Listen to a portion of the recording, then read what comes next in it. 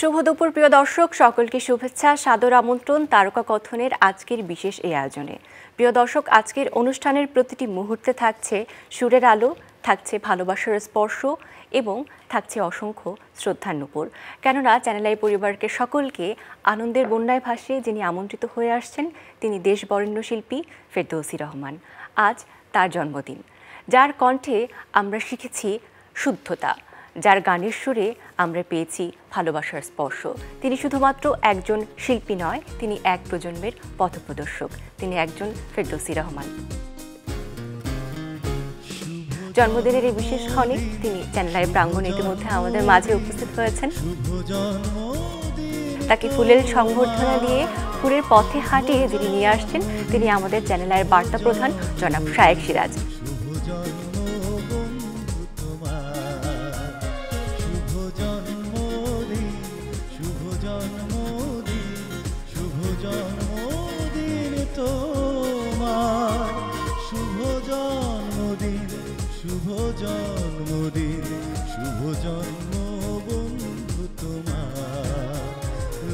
তাকে সংবর্ধনা দিয়ে ভালোবাসা দিয়ে আমাদের শ্রদ্ধার নিবেদনটুকু আমরা নিয়ে আসছি তারকা কথনের আজকের এই সেটে। অপেক্ষায় আছি আমরা, চলুন তাকে সকলে মিলে শ্রদ্ধা জানাই, সম্মান জানাই শুভেচ্ছা আজকের এই বিশেষ দিনে। আমাদের মাঝে এই যে চ্যানেল আইতে স্টুডিওতে যুক্ত হয়েছেন আমাদের প্রিয় মানুষ, দেশবরেণ্য শিল্পী ফেরদৌসী রহমান। তাকে শুভেচ্ছা জানাই এক প্রজন্মের পক্ষ থেকে কুর্নিশ, শ্রদ্ধা, ভালোবাসা। চ্যানেল আই পরিবারের জন্য এই এক আনন্দের মুহূর্ত, এই এক গর্বের মুহূর্ত। তাকে সম্মান জানিয়ে, ভালোবাসা জানিয়ে চ্যানেল আইয়ের বার্তা প্রধান জনাব শায়েক সিরাজ তাকে সম্মান জানিয়ে নিয়ে এসেছেন তারকা কথনের সেটে।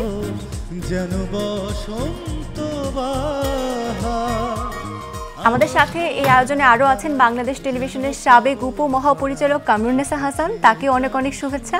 সাথে আছেন চ্যানেল আইয়ের বার্তা প্রধান জনাব শায়েক সিরাজ।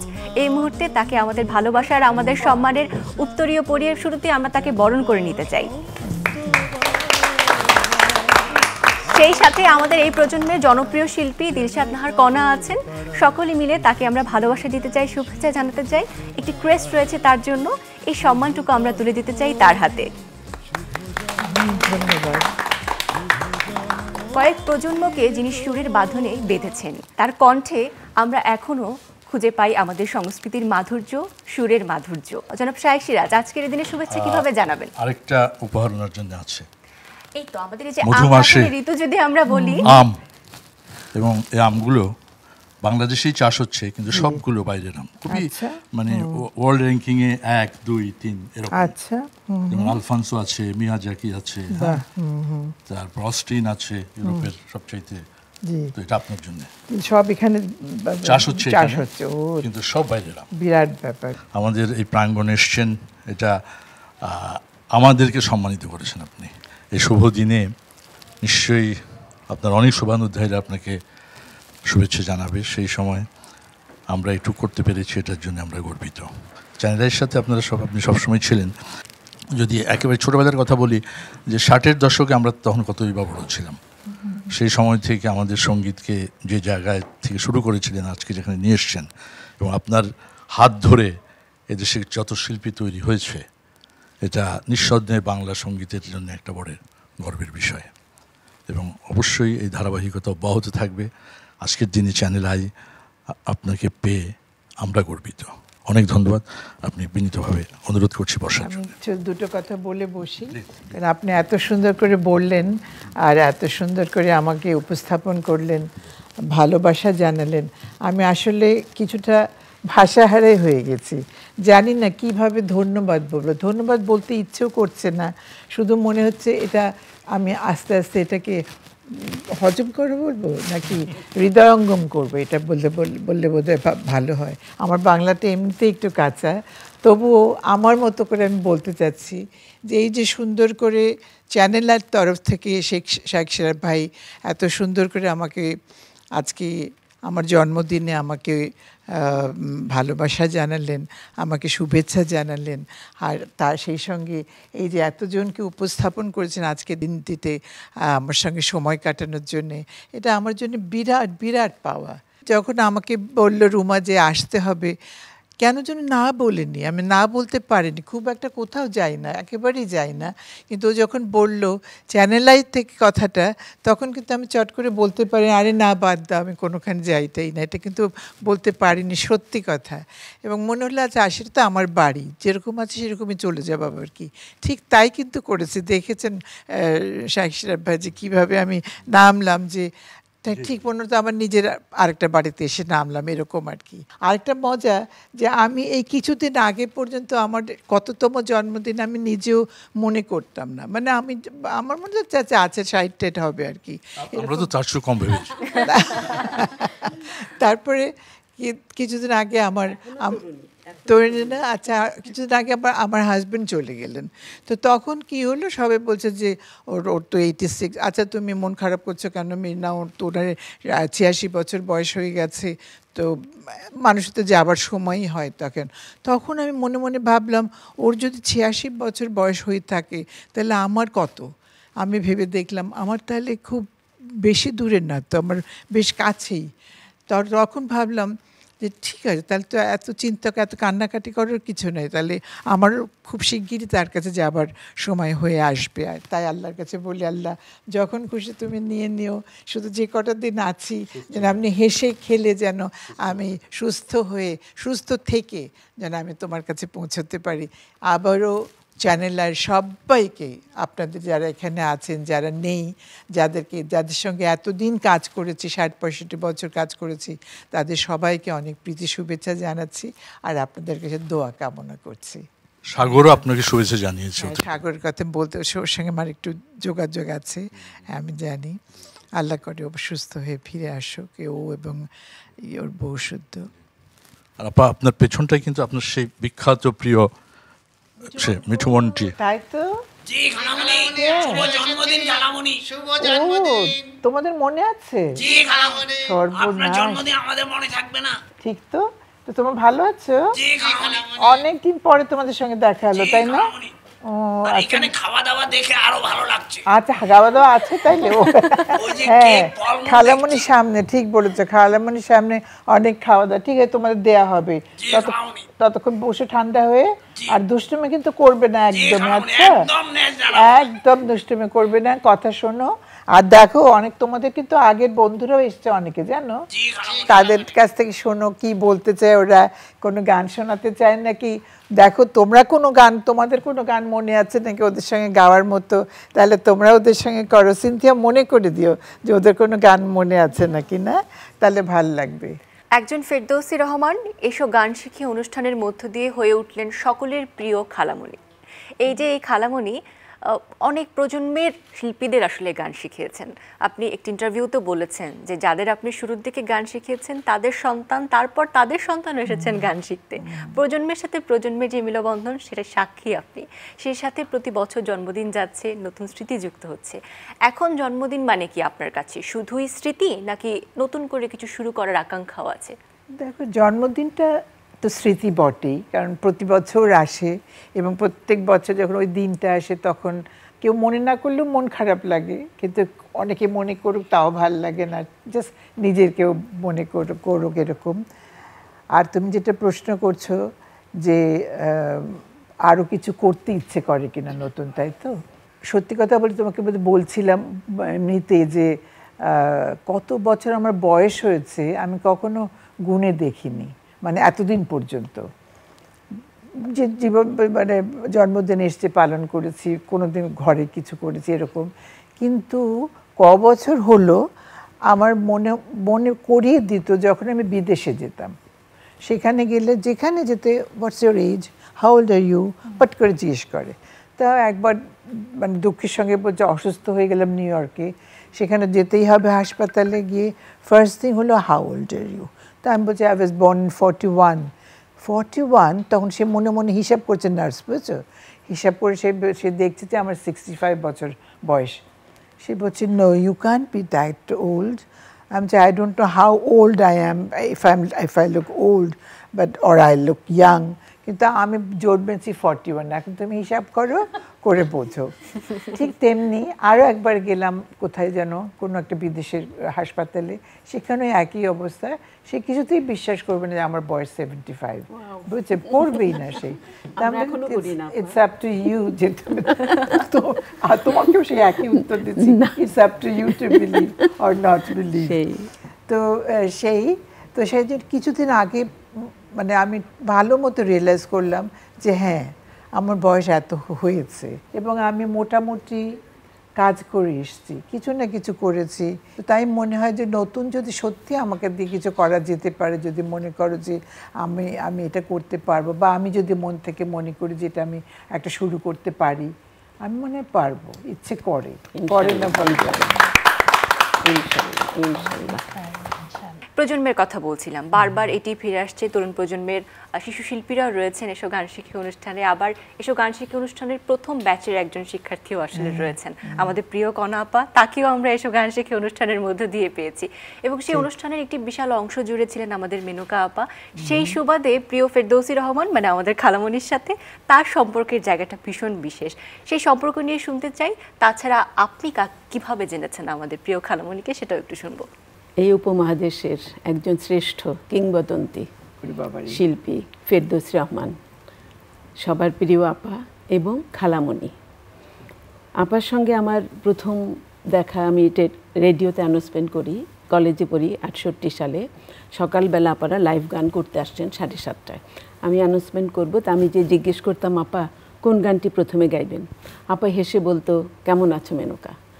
ওই হাসি, ওই কেমন আছো আজও আমাকে নাড়া দেয়, আজও আমাকে খুব আমি আপ্লুত হই। তারপর 80 সালে যখন টেলিভিশন আমি প্রযোজক হিসেবে যোগদান করি, কিছুদিন পরেই আমাকে এসো গান শিখির দায়িত্ব দেওয়া হয়। আমি তো খুশিতে আটখানা, এসো গান শিখি প্লাস ফেরদৌসী রহমান, ফেরদৌসী আপা আমাদের প্রিয়, আমার একজন রোল মডেল।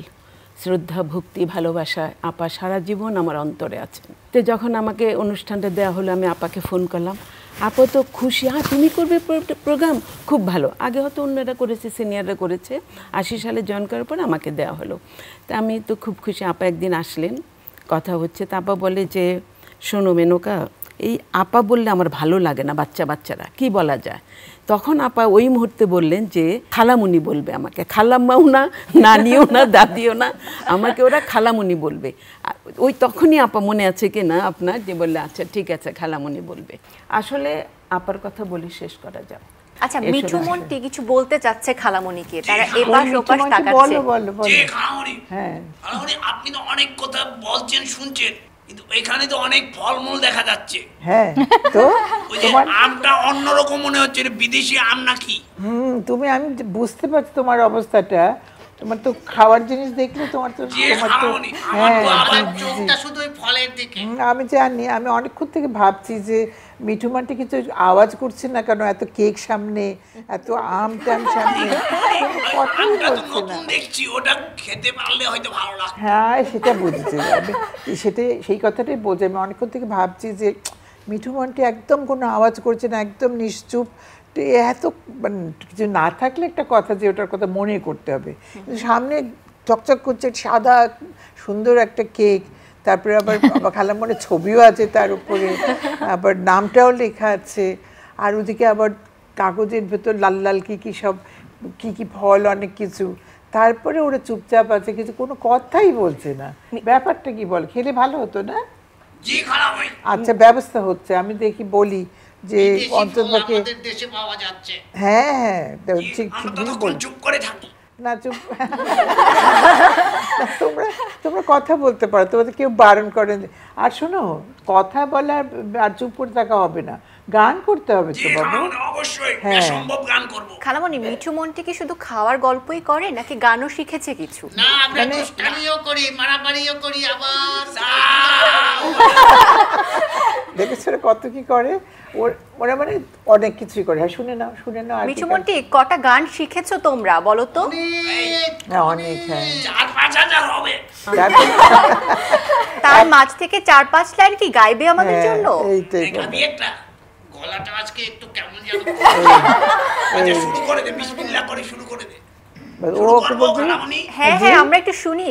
ওই তো এ ওকে ঠেলবে, ওকে ঠেলবে। ওই যে ওই যে ওই যে ওই যে ওই যে দাদুর পেন্সিলটা কর না। হ্যাঁ, করো না। দাদুর পেন্সিল, আমার দাদুর পেন্সিল। শুরু হয়ে গেছে, এই মারামারি শুরু ভুল হবে। বলছিস তো?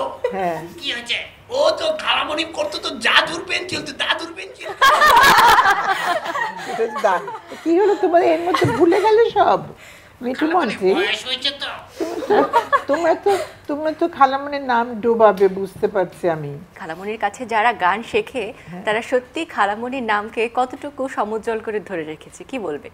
আমি দেখো, আমি না, মনে হয় যে অনেক সময় কিন্তু কষ্ট হয় মনের মধ্যে। কেন বলে কি, এবার কি কষ্ট, এত খালামণি গান টান করেছে, এত কষ্টটা কি? আমি একসময় খালি গানই গাইতাম, ঠিক আছে? যতদিন ধরো টিভি আসেনি বা এসো গান শিখে আসেনি বা হোয়াটএভার, এই বাচ্চা কাচ্চা এত এরকম ছিল না, তখন তো গানই গাইতাম। ফেরদৌসী রহমান শিল্পী, ফেরদৌসী রহমান আমাদের নাম করে শিল্পী। আচ্ছা, উনি উচ্চাঙ্গ সঙ্গীত গান, হেন তেন অনেক কিছু এইসব শুনেছি।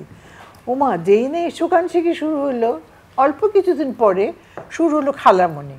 তারপরের থেকে এখন খালি আর কোনো ফেরদৌসী রহমান যে গান গাইতে পারতো সেটাই লোকে ভুলে গেছে। খালি বলে ওই ও দেখেছো ওর খালামণি, এটা ওর দেখেছো খালামণি, এটা দেখো। তাহলে এখন তুমি বলো যে আমার কি অর্জন হয়েছে আর কি আমি খুইয়েছি, সেটা বলো। আসলে অর্জন আমাদের জন্য একজন ফেরদৌসী রহমান, সেটা আসলে বলে শেষ করা আমাদের পক্ষে সম্ভব না। এই যে আমাদের সঙ্গীতাঙ্গনে যারা এখন তারকা আমরা বলি, তাদের কাছে আসলে যা পেয়েছি তা এই যে আপনার আশীর্বাদে আপনি শিখিয়েছেন। তার মধ্যে এমন উজ্জ্বল মুখ আছেন কণা আপু। এই যে ফেরদৌসী রহমান মানে খালামণিকে টেলিভিশনে দেখা, তারপর সামনাসামনি দেখা, প্রথম দেখার অনুভূতিটা কেমন ছিল একটু শুনবো। আমরা যখন করতাম মানে বিটিভির প্রোগ্রামের জন্য বাংলাদেশের বিভিন্ন অঞ্চল থেকে মায়েরা বাচ্চাদেরকে নিয়ে আসতো, অডিশন হতো, 300-400 বাচ্চাও আসতো ওখান থেকে, অডিশন নিয়ে ওখান থেকে সিলেক্ট করে বাচ্চাদেরকে নিয়ে 30 জনের মতো বাচ্চা সিলেক্ট হতো, তাদের নিয়ে প্রোগ্রাম হতো। তো এটা মানে আমরা ওই সপ্তাহে যেদিন এসো গান শিখে আসতো বিকালবেলা, বাচ্চারা খাতা কলম নিয়ে বসে থাকতো টিভির সামনে, এবং ওই এসো গান শিখিতে গান বাচ্চাদেরকে দিয়ে লেখাতো, মানে গানটা যেন এখন তো লেখার প্র্যাকটিসটাও চলে গেছে, অনেক শিক্ষণীয় ছিল সব কিছু। তো আমি ওখানে গান একটা শিখে, আর আরেকটা মজার ব্যাপার বলি, আজকে আমার জীবনের যে ফার্স্ট টিচার সিনথিয়া রহমান, উনি বসে আছেন ওখানে। তো আমরা রুমা খালা বলি ওনাকে, আমার ছোটোবেলার থেকে অনেক বছর পর্যন্ত ওনার কাছে গান শিখেছি। তো রুমা খালা আমাকে 2টা গান শিখিয়েছিল, সেই গান গিয়ে আমি অডিশন দিতে গেলাম। তো আমার টাইম ছিল হচ্ছে বিকাল 3:30 বেজে গেছিলো। সো সবাই টায়ার্ড হয়ে গেছে, সব বাচ্চারা, কিন্তু মায়েরা চুলটুল আচড়া সুন্দর করে দিচ্ছে। তো আমি ফার্স্ট তখন ঢুকলাম, ঢুকছি যখন, তখন আম্মু বলছে এই ঢুকে সালাম দিও। হ্যাঁ আচ্ছা। তো ঢুকে দেখি যে খালামণি বসে আছে, যাকে টেলিভিশনে আমরা দেখেছি ওরকমই একটা সুন্দর পরিপাটি একটা শাড়ি, একটা টিপ পরা, সুন্দর করে পিছনে চুলটা বেঁধে আবার একটা ফুলও লাগায় বসে আছে। তো আমি সালাম দিলাম, যে আমি গান গাইলাম। তারপরে খালামণি আমার দিকে তাকিয়ে বলছে, এতগুলো বাচ্চা এসেছে, তুমি প্রথম সালাম দিলে, ভালো, এটা বলেছে। তো আমি বের হতে হতে ওই ছোট বয়সে আমার মাথায় ঢুকলো যে আচ্ছা, তাহলে বিনয় বা সম্মান এটার বিপরীতে অনেক কিছু পাওয়া যায়। সো ওই যে ছোট বয়সে আমার মাথায় ওইটা ঢুকেছে খালামণির কথাটা, এরপর থেকে আই ট্রাইড, লাইক আমি চেষ্টা করতাম সব জায়গায় যে ওয়েল স্পোকেন। এবং খালামণির কাছে শুধু গান না, উনি যেভাবে কথা বলে, হ্যাঁ ময়না এখানে আসো, আচ্ছা তুমি এদিকে আসো, তোমার এই জামাটা চুলটা এরকম কেন, এই চুলটা একটু এইভাবে বেঁধে দাও। তো মানে প্রত্যেকটা বাচ্চাকে উনি এইভাবে গান গেতে গেতে হয়তো বসাটা সুন্দর করে বসো, একটু এভাবে বসো, এভাবে কথা বলে, উচ্চারণটা এইভাবে কেন করলে। কোনো বাচ্চা হয়তো চিৎকার করে বলছে না বাবা এইভাবে কথা বলতে হয় না। ওই যে ছোট থেকে যে মানে মিষ্টি ভাষায় মানুষের সাথে কনভারসেশন করা, এটা কিন্তু খালামণির কাছ থেকে আমরা শিখেছি। আচ্ছা, আর গানের ব্যাপার তো আছেই, প্রথম খালামণির কাছে কোন গান শেখাটা হয়েছে, গানের স্টেজটা মনে আছে? হ্যাঁ মনে আছে, আমরা যখন ফার্স্ট করলাম তো রিহার্সালে প্রথম এসো গান শিখিতে আমি ডাইরেক্ট যে গানটা আমি শিখলাম সেটা ছিল আকাশের ওই নীলে।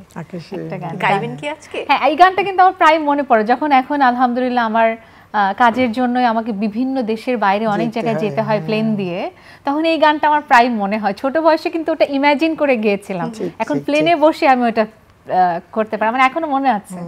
গানটা হচ্ছে আকাশের ওই নীলে কার না সাধ হয় উড়তে, প্লেনে করে দুনিয়ার যত দেশ মহাদেশ ঘুরতে, আকাশের ওই নীলে প্লেনে যে কত সিট খালি যায়, মাঝে মাঝে প্লেনওয়ালা লাগাতে তো পারে ভাই, সেটা কাজে বললেই পারে ডেকে আমাদের, বললেই পারে ডেকে আমাদের। প্লেনে গিয়ে চড়তে, প্লেনে করে দুনিয়ার যত দেশ মহাদেশ ঘুরতে। মেয়েটা মহাদেশ ঘুরছে, প্লেনে করে মহাদেশ ঘুরছে। হ্যাঁ বলো মিঠুমন্টি কেমন গাইলো কণা আপা? গাওয়া তো চমৎকার, কিন্তু আমরাও তো প্লেনে যেতে চাই কণা আপু। হ্যাঁ প্লেনওয়ালাকে বলবো সিটগুলো কাজে লাগাতে। হ্যাঁ, একটু ভালো করে গান করতে হতো জানো, আর একটু যদি মন দিয়ে গাইতে তাহলে ও কর্ণাপুর মতো তোমাদেরও প্লেনে ডেকে নিত। আমরা কালামণি প্লেনের উপরে উঠে চলে যাব। আমাদের মাঝে অনেক ছোট্ট শিশু শিল্পীরাও রয়েছেন, হ্যাঁ, তাদের কাছ অনেকে থেকেও আছে। কিন্তু আমরা জানতে চাই আমাদের ছোট্ট বন্ধুরা আজকের এই বিশেষ দিনে কতটা আনন্দিত, খালামণিকে তারা কি বলতে চায় আর সাথে কি উপহার দিতে চায়। কেমন লাগছে সবার? খালামণি তো গান শিখিয়েছে অনেক, তাই না? তবে খালামণিকে আজকে জন্মদিনের এই দিনে যদি কোনো উপহার দিতে বলা হয় তাহলে তোমরা কি উপহার দিবে? গান। তাহলে শুনি তোমাদের কাছে খালামণির উপহারের গানগুলো। জাদুর পেন্সিল, আহা জাদুর পেন্সিল, আমার থাকতো যদি এমন একটি জাদুর পেন্সিল। জাদুর পেন্সিল, আহা জাদুর পেন্সিল, আমার থাকতো যদি এমন একটি জাদুর পেন্সিল। তাতে যা আঁকা যায় যদি সত্যি হতো, তবে হাতের মুঠোয় পেতাম রে ভাই বিশ্ব নিখিল। তাতে যা আঁকা যায় যদি সত্যি হতো, তবে হাতের মুঠোয় পেতাম রে ভাই বিশ্ব নিখিল। জাদুর পেন্সিল, আহা জাদুর পেন্সিল, আমার থাকতো যদি এমন একটি জাদুর পেন্সিল। বাহ, বাহ। খুব সুন্দর, খুব সুন্দর। ইচ্ছে করে দোল হয়ে উড়ে বেড়াই, বাংলাদেশের সবুজ গ্রামে ঘুরে বেড়াই। এই মন শুধু চায় আহা রূপের মায়ায়, সোনালি স্বপ্নে হারায়। ইচ্ছে করে দোল হয়ে উড়ে বেড়াই, বাংলাদেশের সবুজ গ্রামে ঘুরে বেড়াই। এই মন শুধু চায় আহা রূপের মায়ায়, সোনালি স্বপ্নে হারায়। বাহ, এটা আমারও খুব প্রিয় গান ছিল, খুব সুন্দর গানটা।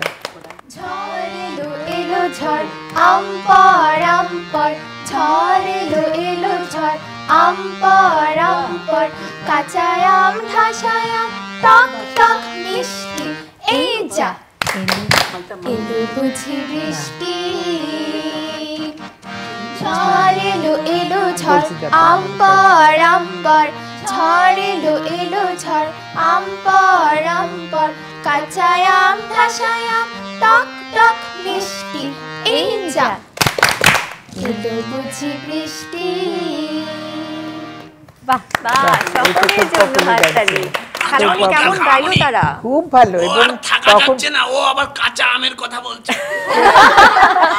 সামনে পাকা আম, কি করবো? ও সেই কাঁচা আমের কথা মনে পড়ছে না, মন্টি? আহারে, তখন আমি ওদের বলতাম তোমরা নিয়ে এসো কাঁচা আম, সবাই মিলে আমরা মাখিয়ে খাবো, সেই কথা মনে পড়ছে না মন্টি? খালামণি। আহারে, শুটিং সেটে তো অনেক স্মৃতি আছে আপনার জানি, তবে এই যে শিশু শিল্পী যারা আছে বা ছোট্ট বন্ধু আছে তাদেরকে শেখাতে তো অনেক ধরনের কলাকৌশল লাগে, তো যখন আপনি তাদের শেখান কোন বিষয়গুলো মাথায় বেশি রাখেন? সবচেয়ে বড় কথা কি জানো, আমাদের বাচ্চাদের কোনো গানই ছিল না যে সময় এসো গান শিখে শুরু হলো, একদম ছোটদের কোনো গান খুঁজে পেতাম না। হয়তো নজরুল ইসলামের দু একটা ছিল, রবীন্দ্রনাথের দু একটা ছিল, ঠিক বাচ্চাদের গান না, তবে বাচ্চারা গাইতে পারে ইচ্ছে করলে, যেমন হুলো রে তুই রাত বেরি ঢুকিস নে হেসে, এই ধরনের গান। কিন্তু সুর হয়তো আমি জানি যে ওই সুরটা ওই বাচ্চাদের গলায় লাগানো কঠিন হবে, বড়রা গাইতে পারবে। ওইটা একটা কঠিন ব্যাপার ছিল যে বাচ্চাদের গান কোথার থেকে জোগাড় করব। তখন একে জোগাড় করে ওকে হাত দিয়ে ওকে বলে চাচা এটা করে দেন, লতিফ চাচা, আব্দুল লতিফ চাচা, উনি প্রচুর গান লিখে দিয়েছেন আমাকে, সুর করে দিয়েছিলেন। তারপরে যে জেবুন্নেসা জামাল এত ভালো ছিলেন ভদ্র, উনি নিজে আমার বাড়িতে এসে বসতেন, বসে ওখানে ফিরদৌসী কি আরে তুমি সাবজেক্ট ম্যাটার বলো, এই যে কান্না সাধ হয়ে উঠতে, এটা হয়তো বা ওনারই লেখা। তো ওরকম বসে বসে আমি হয়তো বলতাম যে আচ্ছা আপা এইটা এইরকম ধরনের ঝড়ের লল যে এই ধরনের, মানে বাচ্চাদের যে সাবজেক্ট ম্যাটারটা বাচ্চাদের ইন্টারেস্ট ইয়ে করবে, মানে ধরতে পারবে আর কি, সেরকম বলে বলে ওই সময় গান লেখাতাম, মানে বাচ্চাদের ইয়ে করে শেখাতে হতো, খেয়াল করে শেখাতে হতো। আর মিঠু মন্টি তো জানোই, মিঠু মন্টিদের কথা আর কি বলবো, জি খালামণি আমরা তো অনেক দিন শিখেছি, ভালো শিখেছি, সেটা বলুন খালামণি। বোঝো তারা এখনো দাদুর কাঠি বলে। হ্যাঁ দাদুর কাঠি বলে এখনো। ওরা এই তোমরা কতদিন শিখেছো বলো তো মিঠু মন্টি? খালামণি ওই 45-50 বছর তো হয়ে যাবে। আসলে তাই, ওরা তো বাচ্চা এখন ছোট বন্ধু, কিন্তু বয়স কিন্তু আমার মতন বয়স কিন্তু আমরা কত বছর পরে ভালো শিল্পী হব? যে কত বছর ওরা পরে, কত বছর পর হবে ভালো তো শিল্পী? আমি আল্লাহকে জিজ্ঞেস করতে হবে যে এরা 45 বছরে, হ্যাঁ 45 বছরে এতদূর হলো, আর কত বছর শিখলে আর একটু ভালো কিছু বলা যেতে পারে, তাই না মিঠু মন্টি? জি খালামণি আমরা ধরে আছি, ধরে থাকবো। আমি এই শিশু বাচ্চাদের বলতে যাচ্ছি যে আপা যখন স্কুল কলেজ ইউনিভার্সিটিতে যত কম্পিটিশন হতো গানের, সব উচ্চাঙ্গ সঙ্গীত, নজরুল সঙ্গীত, আধুনিক গান সব কিছুতে ফার্স্ট, রবীন্দ্রসঙ্গীতে পিছিয়ে নেই, ওটা হতো সেকেন্ড, ফাহমিদা আপা হয়তো ফার্স্ট, পড়াশোনা সবগুলোতে ফার্স্ট ক্লাস ফার্স্ট, অনার্সে মাস্টার্সে ইন্টারে মানে স্ট্যান্ড করা। তা আমি একদিন আপাকে বললাম যে তুমি যদি ইউনিভার্সিটিতে টিচার হতা একসময় তুমি ভিসি হয়ে যেতা, তার যে কোয়ালিটি ছিল।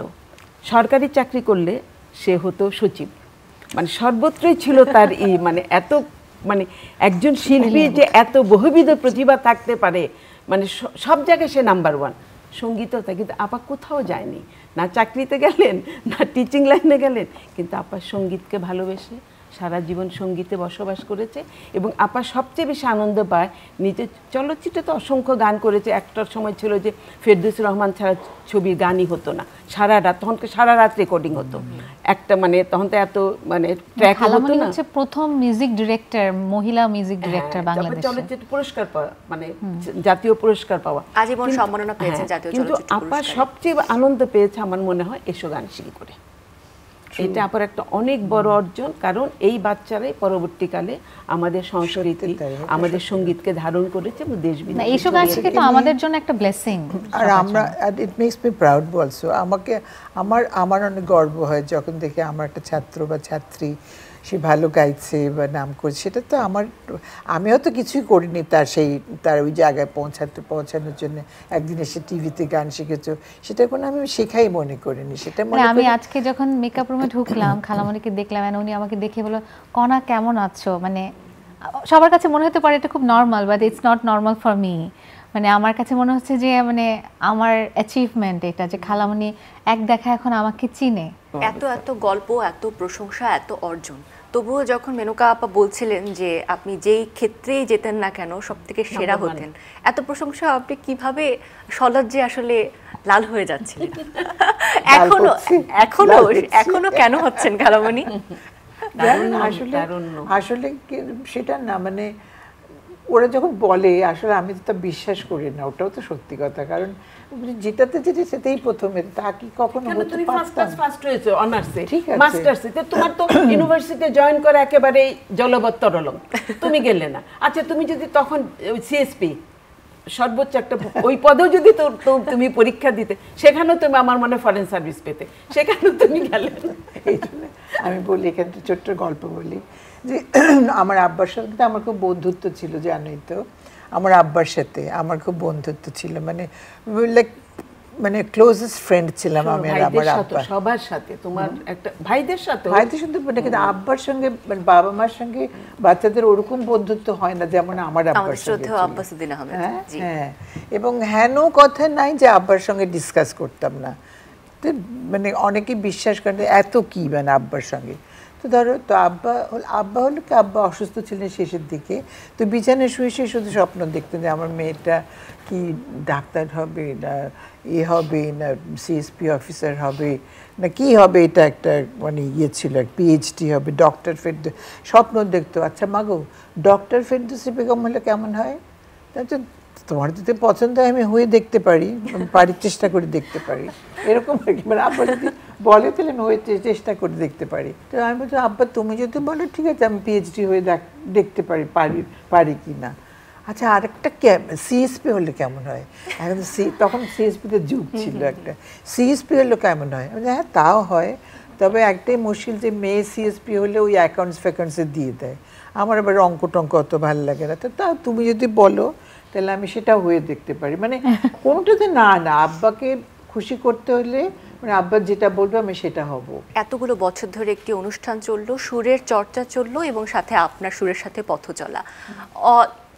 যদি বলি যে প্রজন্ম থেকে প্রজন্ম তো আসলে যেমন পরিবর্তন হয়েছে, সুরও ঠিক তাই, সুর বহমান, সুর পরিবর্তনশীল। সেই পরিবর্তনটা তো আপনি নিজের চোখে দেখলেন, তো সেই এখন কি মনে হয় বাংলা সঙ্গীতে যে এই পরিবর্তনটা কোন ধারায় বইছে? খুব আমার জন্য খুবই কঠিন প্রশ্ন। না ভালো কিছু ভালো গান তো অবশ্যই তৈরি হচ্ছে কিছু ভালো গান। তবে হয় কি আমি যেটা মনে করি যে যখন সুরকার লেখক যখন লেখেন, গীতিকার যখন লেখেন, কিছু পারপাস নিয়ে তার লেখা উচিত, এবং সুরকারও যখন সুর করেন কিছু পারপাস মনে করে তার লেখা উচিত। ওইভাবে গান যে একটা সৃষ্টি হয়, সেই গানটা বেশি দিন বাঁচে কোন কোন গান সেটা তুমি চিন্তা করে দেখো। কতগুলো গান একদিন দুবার শুনলে ওটা চলে গেল, শেষ, লস্ট। আবার কতগুলো গান যে বছরের পর বছর তোমাকে হন্ট করে, তুমি যখনই শুনবে তখনই তোমার ভালো লাগবে। সেই যে এই যে যেগুলো লাইফ লং নিয়ে জন্মগ্রহণ করছে যে গানগুলো, সেগুলো যারা তৈরি করছে, যারা সুর করছে, তারা গাইছে, তারা অনেক অনেক অনেক ওটার পেছনে দিচ্ছে, বা তার ভেতর থেকে একটা কিছু আসছে যেটা ওই গানটা তৈরি করতে সাহায্য করছে। তোমার কি মনে হয় মেনকা? ঠিক বলছি? অবশ্যই গানটা তো মানে হাসলাম সেই জন্য যে আজকাল আমার মনে হয় যে একটু আগে বলছিলাম যন্ত্র নির্ভর হয়ে গেছে, প্রযুক্তির কাছে আমরা হেরে গেছি। আবার তোমরা যখন ফিল্মে গান গেতে, রেডিওতে সব যন্ত্রীরা পাশে ছিল, সেতার, সরোদ, সব যন্ত্রীর সবাই মিশে, মানে এই যে একটা আলাদা আলাদা শিল্পীকে দেখছে, উনি একটা সুর দিচ্ছেন, উনি সেতারের একটা দিচ্ছেন, একটা মানে একটা পরিবেশ তৈরি হয়।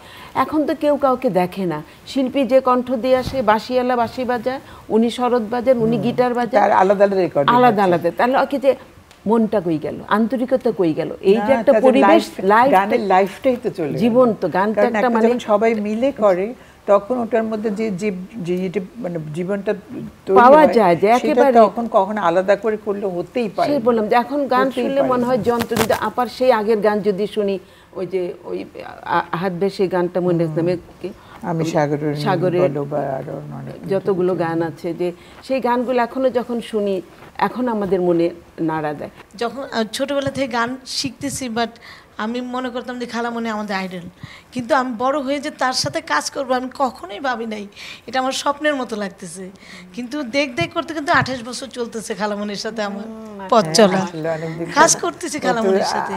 আমার একাডেমিতেও কাজ করে, আব্বাসুদ্দিন সঙ্গীত একাডেমিতেও কাজ করেছে, এসো গান শিখি, তো আমাকে সাহায্য করছে সব। এই জন্য আমি খুব নিজেকে খুব গর্বিত মনে করি। ভালো, তুমি নিজের জায়গায় নিজে করে নিয়েছো সানসিনথিয়া। আচ্ছা, তবে আমরা গান, যেহেতু খালামণি বললেন যে সে গান গাইবে, গান কি গাইবে সে আছে আমাদের উদ্দেশ্যে? হ্যাঁ, এগিয়ে শোনাও। খালামণি আমাদের সাথে একটু করে। হ্যাঁ, তুমি শুরু করো। সহজ বলে যেটাই মনে হয় তার কিছুই সহজ নয়, সহজ শুধু সহজ বলা করা সহজ নয়। সহজ বলে যেটাই মনে হয় তার কিছুই সহজ নয়, সহজ শুধু সহজ বলা করা সহজ নয়। বাহ, আমার সব গান মনে পড়ে যাচ্ছে। এটার পরে আরেকটা গান আমরা শিখেছিলাম, গানটা ছিল এরকম। কোন গান? খুব মন দিয়ে শিখেছে। সবাই বলে পড়ায় আমার মন নেই কোমোটে, মনটাকে বলবো এটা ছেড়ে খেলার পিছু ছোটে, পড়ছি আমি নীল আকাশের ধবল মেঘের পাখি, পড়া তো শেষ হয় না আমার কেবল থাকে বাকি, বইয়ের পড়া পড়ে আমি কি বা তেমন জানি, যা দেখি তাই পড়ে আমি হচ্ছি ভীষণ জ্ঞানী। এটা আমারই মনে, অনেক আমি নিজেও ভুলে গেছি, আমার মনে আছে। হ্যাঁ। আচ্ছা, ভাইদের সাথে আপনার সম্পর্কের জায়গাটা বা ছোটবেলায় কেমন কাটতো সেই মুহূর্তগুলো সম্পর্কে শুনতে চাই। বড় ভাইকে ভয় পেতাম। ও আমার থেকে ধর 7-8 বছরের বড়। বড় ভাই একটু ছিল এরকম পড়াশুনো এগুলো নিয়ে, ওর তো দেখতো যে মেয়েনা পড়ছে কিনা, তুলু পড়ছে কিনা। আমার একটা মেয়েনা, আমার আব্বাসি ভাইয়ের নাম তুলু, তো ওর ছিল মানে বড় ভাইগিরি। তো আব্বাসি ভাইয়ের সঙ্গে আমার সাংঘাতিক বন্ধুত্ব, মানে আমরা সত্যিকার বন্ধু বলতে যদি কিছু হয় তাহলে আব্বাসি ভাইয়ের সঙ্গে ছিল সেরকম বন্ধুত্ব। মারামারিও করছি, লড়াইও করছি, ঝগড়াও করছি, বন্ধুত্ব, আবার একসঙ্গে আচারও খাচ্ছি, মার আচার লুকিয়ে নিয়ে খাচ্ছি, এগুলো করছি। আবার দুজন যখন একটু বড় হলাম, ইউনিভার্সিটিতে দুজনে স্কলারশিপ পাচ্ছি, দুজনে স্কলারশিপের টাকা নিয়ে চললাম দুজনে গুলিস্তান অ্যাভিনিউতে, বড় বড় দোকানগুলো ছিল না, চপ কাটলেট বিক্রি হতো, হ্যাঁ সব চললাম দুই ভাই বোন খেতে, কেউ জানলো না, দুই ভাই বোন সুন্দর খেতে চলে আসলাম। এগুলো করতাম খুব, ও খুব ফুর্তি, সারাক্ষণ গান করতে, টিভির করিডোরে হেঁটে আসতেছে, আমরা রুমে বসা, দূর থেকে দেখছি গুনগুন গুনগুন গান করে করে আমাদের রুমে আসতো। কেমন জাস্ট অন্যরকম ছিল, ডিফারেন্ট ছিল। আর তাদের সাথে গান শেখার স্মৃতিগুলো, যখন গানের রেওয়াজ হতো বা গান নিয়ে আলাপ হতো তখন কার সাথে? যখন ভাইদের সাথে মুস্তাফা জামান আব্বাসি। আমি আর আব্বাসি ভাই তো অনেক সময় এক ওস্তাদের কাছেও শিখেছি, কিন্তু কামাল ভাই আবার মানে নিজে গাইতেন না, কিন্তু ও সবচেয়ে বোদ্ধা ছিল, মানে সঙ্গীতের ব্যাপারে সবচেয়ে বড় বোদ্ধা ছিলেন। আর বিশেষ করে আব্বার গান, হেন গান নাই যেগুলো ওর অজানা ছিল, মানে এরকম আব্বার কোন রেকর্ডে কোন কোন গান কি, ও সাংঘাতিক ওগুলো। আর আমরা যদি সুরে একটু গন্ডগোল করতাম, খালি আস্তে করে বলতো, মেনা গান রেকর্ডটা শুনে নিস, ওইখানে একটু তোর অন্যরকম আছে, মানে দেখে নিতে বলতো, আবার গান যেন ভুল না গাই আমরা, ও খুব খেয়াল করতো। আর ইয়ে করে, আর আসলে পরের দিকে দেখলাম যে ও আমার উচ্চাঙ্গ সঙ্গীতের খুব ভক্ত ছিল, যে জন্যে আমাকে বলতো না কখন, অন্যকে ওর বলতো যে এটা নিজের প্রশংসা হয়েছে অল্প একটু, তবু বলে ভাই যেহেতু তুমি ভাই বোনের সম্পর্কের কথা বলছো, ও যে মিনার মতো খুব কম দেখি ও মানে ভালো ক্লাসিক্যাল, এখানে তো নেই, অনেক জায়গায় দেখি মিনার মতো ভালো উচ্চাঙ্গ সে গায় না, ওটা শুনে খুব ভালো লাগতো। যে মিথ্যা বলেন উনি, হ্যাঁ এই কথা মিথ্যা বলেন না, মিথ্যা না সত্য জানি না, কিন্তু ও এত বোদ্ধা ছিল যে ওর কাছ থেকে এই ক্রিটিসিজমটা পেতে আমার মানে তুমি তো একমাত্র সন্তুর বাজিয়ে গান ক্লাসিক্যাল, তখন আমি আর কেউ মানে আপা সবসময় এটা বাজিয়ে গান করতে।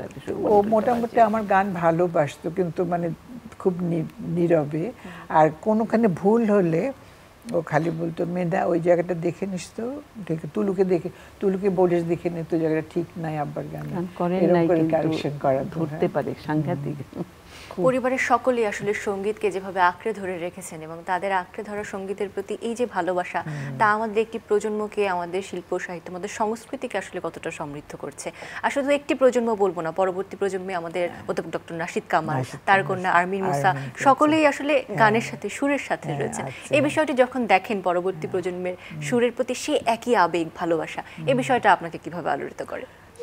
এটা সত্যি অ্যাকচুয়ালি মানে অনেক সময় দেখা যায় যে একই পরিবার পরে ওরকম কিছু করলো না, মানে যে কোনো ইয়েতে প্রফেশনে আমাদের এটা আল্লাহর কিছুটা ইয়ে আছে, মানে গলায় যদি সুর না থাকে, গলা যদি ভালো না হয় এবং তার যদি সঙ্গীতের প্রতি যদি ভালোবাসা না থাকে, তাহলে তো সেটা সম্ভবপর নয়।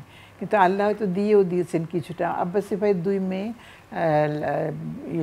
সামিরা আর শারমিনী, ওরাও খুব সুন্দর গান করে, যদি ওরা অত ওপেনলি করেন না সব জায়গাতে, সে ইয়ে করে, বড়টা করে, ছোটটা তো একদমই করে না শারমিনী, কিন্তু ওর গলা যে মিষ্টি, সাংঘাতিক মিষ্টি গলা তো আছে, মানে এটা না কিছুটা বোধহয় মানে ইয়েও করে, কি বলবো আমি, ইনহেরিটও করে কিছুটা, সুর বলো বা গাইবার ঢংটা। ধর অনেকে বলে যারা দূর, মানে হঠাৎ করে আমার গান শুনে বলে উনি একজন আব্বাস ভাইয়ের মতো করে, এরকম আর কি। যেমন আমি গেলাম বম্বেতে, গেলাম গান করতে, ওখানে শচীন দেব বর্মন উনি ওই ফাংশনে ছিলেন, তো আমার গানের পরে উনি স্টেজে উঠে এলেন একদম। তা বলছে যে না, আব্বাস সাহেবের গান তো অনেক শুনেছি, যে আপনার গানে ওনার ধারাটা পাওয়া যায়। ভাওয়াইয়াটা অনেক করেছিলাম, ভাওয়াইয়া ভাড্ডি, এমনকি নজরুল পদ্মা ঢেউয়ে গেয়েছিলাম। তো উনি, আমি সব রকম আধুনিক নজরুল সবই গিয়েছি, কিন্তু উনি ঠিক বললেন যে আব্বাস সাহেবের গানের ধারাটা আপনার কণ্ঠে আসে। হ্যাঁ, আসে, সেটা হয় আর কি। ওটা বলে যে হেরিডিটি।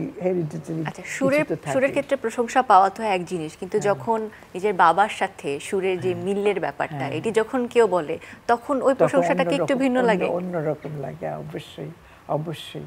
সত্যি এই সুরের সাথে আপনার পথ চলা আমাদেরকে আলোকিত করেছে, আমাদের সঙ্গীতাঙ্গনকে আলোকিত করেছে। আমরা ভীষণ আনন্দিত যে আজকের এই দিনে, এই ক্ষণে, শুভ জন্মদিনে আমাদের সাথে আপনি এসেছেন, চ্যানেল আই প্রাঙ্গণকে আনন্দে ভাসিয়ে দিয়েছেন। আন্তরিক কৃতজ্ঞতা আপনার প্রতি। আমার খুব খুব আনন্দে কাটলো তোমাদের সঙ্গে সময় কাটি, খুব ভালো লাগলো সবাইকে আবার অনেক দিন পরে দেখে, আর তোমাদের সময়টা কাটালাম, এত সুন্দর সময় কাটলো। আমার মনে হয় এটা আমার একটা স্মরণীয় জন্মদিন। বাহ, আমরা গর্বিত, আমরা আনন্দিত।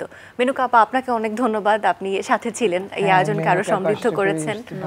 কনাপা এই প্রজন্মের শিল্পী হয়ে আসলে সেই এসব গান শিখি যে স্মৃতিগুলো আসলে আমাদের সাথে ভাগাভাগি করলেন, তাও আসলে আমাদের জন্য সম্মান থাকবে। কেন আমি মানে আমি কি বলবো, আমি ব্লেসড, আমি অনার্ড যে আমি আজকে খালামণির পাশে বসে, আমাকে যখন বসতে দিল আমি খুবই একটু মানে ইতস্তত লাগছিল যে খালামণির পাশে বসে একদম প্রোগ্রামটা করব।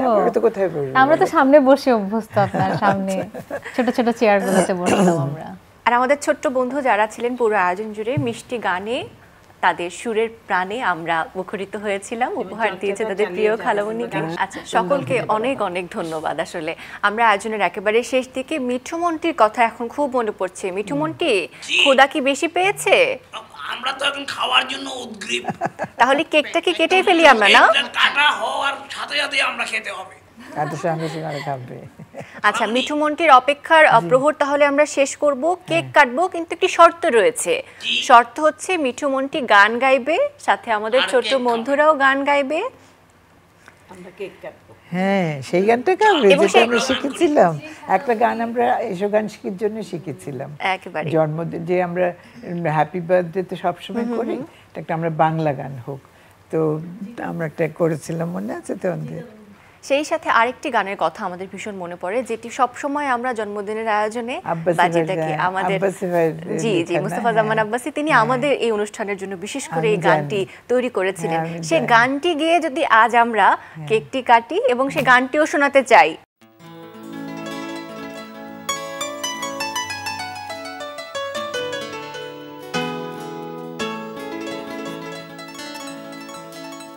শুভ জন্মদিন, শুভ জন্মদিন, শুভ জন্মদিন তোমার, শুভ জন্মদিন, শুভ জন্মদিন, শুভ জন্ম বন্ধু তোমার, শুভ জন্মদিন, শুভ জন্মদিন, শুভ জন্ম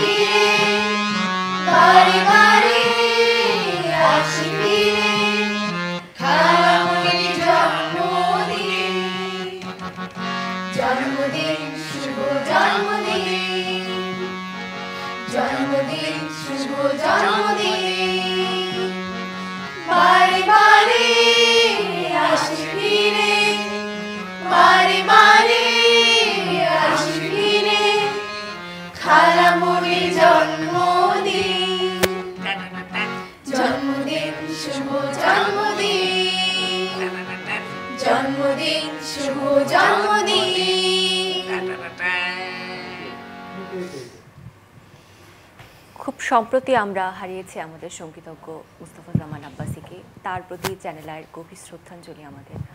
এই গানে এই সুরে যখনই বেজে ওঠে তখনই তার কথা আমাদের মনে পড়ে। আজকে এত এত আনন্দের মুহূর্ত, স্মরণীয় মুহূর্ত, তার মাঝে তার এতটুকু সুর আমাদের যেমন আনন্দে দিল, তেমন যেন কেমন একটা বিরহে আমাদের ভাসিয়ে দিল। তবু এই দিনটি আমাদের জন্য বিশেষ স্মরণীয় যে একজন মুস্তফাজ্জামান আব্বাসী যেমন আমাদের ছিলেন এবং আমাদের একজন ফেরদৌসী রহমান আছেন। তিনি আরও অনেক দিন আমাদের মাঝে আলো ছড়িয়ে যাবে। জন্মদিন এলেই ইংরেজি গান না গেয়ে আমাদের নিজের ভাষায় গান গাওয়ার যে একটি রীতি তৈরি হলো, একজন মুস্তফাজ্জামান আব্বাসী নিজে সেই গানটি তৈরি করলেন, গাইলেন আমাদের জন্য এবং সেটি পরম্পরার মতো চ্যানেলায় ধরে রাখলো, আঁকড়ে ধরে রাখলো এবং তারকা গঠন সেই পরম্পরাকে সবসময় পালন করলো, উদযাপন করলো এবং সেই সাথে আমাদের প্রিয় মানুষটিকে আমরা স্মরণে রাখি, বরণে রাখি। খালামনির জন্মদিনের দিন আমরা মন খারাপ করে বিদায় নিতে চাই না। আমাদের ছোট্ট বন্ধুরা গান গাইলেন, সাথে মিঠু মন্টিও বললেন একটু ক্ষুধাতুর, তারাও সাথে গান গাইলেন। সব মিলে আনন্দ আয়োজনে আলো আধারের গল্প জীবনে থাকবে, দুঃখ থাকবে, বেদনা থাকবে, আনন্দ থাকবে, সব কিছুকে আঁকড়ে ধরে আমরা সামনের পথে এগোবো। আমাদের একজন ফেরদৌসী রহমান, আপনি আরও অনেক অনেক দিন সুস্থ হয়ে আমাদের মাঝে বেঁচে থাকুন। আমরা কেক কেটে জন্মদিনের উদযাপনটি করতে চাই সকলে মিলে একসাথে। মিঠু মন্টি, কেকটা কাটছি, সাথে তোমরা যদি একটু গান গাও ভীষণ ভালো লাগবে কিন্তু। ওখান থেকেই দেখে নিচ্ছি। মিঠু মন্টি তাহলে ওখান থেকে কেক কাটা দেখুক, সাথে গানে গানে অপেক্ষা করুক কখন কেকের বড় একটি পিস তাদের কাছে পৌঁছে যাবে। আমরা কেক কেটে এই মুহূর্তটি উদযাপন করতে চাই আমাদের প্রিয় শিল্পী, আমাদের প্রাণের মানুষ, আমাদের সম্মানী মানুষ ফেরদৌসী রহমানকে নিয়ে। আমাদের ছোট্ট বন্ধুদের সাথে নিয়ে আমাদের মেনুকা আপা রয়েছেন, কণা আপা রয়েছেন, সাথে তো রয়েছেন প্রিয় মিঠু মন্টি এবং আমাদের আজকে আনন্দের, আমাদের শ্রদ্ধার পাত্রী ফেরদৌসী রহমান। তাকে নিয়ে জন্মদিনের এই ক্ষণে আমরা কেকটি কাটতে চাই, উদযাপন করতে চাই, আনন্দ করতে চাই। চলুন।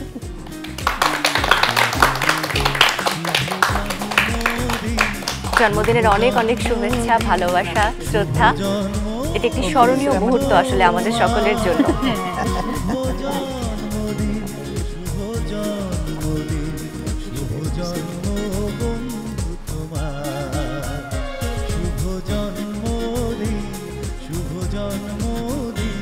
মিষ্টি এবং আনন্দঘন মুহূর্তের সাক্ষী আমরা সকলে। মিঠু মন্টি মরে যাচ্ছে তো ওখানে না। মিঠু মন্টি ক্ষুধাতুর, তাদের জন্য কেকের বড় একটি পিসটি আমরা তৈরি করছি। দর্শকদের থেকে তার আগে আমরা বিদায় নিই, তারপরে মিঠু মন্টিকে আমরা কেক দিব। আমাদের কোটি বাঙালি হৃদয়ে সুরের ঝংকার যিনি বাজিয়েছেন, তিনি আমাদের প্রিয় মানুষ, আমাদের সম্মানের মানুষ ফেরদৌসী রহমান। প্রজন্ম থেকে প্রজন্মকে তিনি সুরের বন্ধনে বেঁধেছেন। মায়ায়, মমতায়, ভালোবাসায়, স্নিগ্ধতায় তিনি জড়িয়ে রেখেছেন সুরে সুরে আমাদের সকলকে। এই পথযাত্রা চলতে থাকুক, এই পথযাত্রার সাক্ষী যেন আমরা সকলে থাকতে পারি, সুরকে লালন করতে পারি, ধারণ করতে পারি, সেই প্রত্যাশা নিয়ে আজকের এই বিশেষ আয়োজন থেকে বিদায় নিব। আমাদের প্রিয় মানুষকে জন্মদিনের শুভেচ্ছা জানাতে চাই আবারও। আশা করি আবার দেখা হবে আপনাদের সকলের সাথে, সেই প্রত্যাশায় বিদায় নিচ্ছি।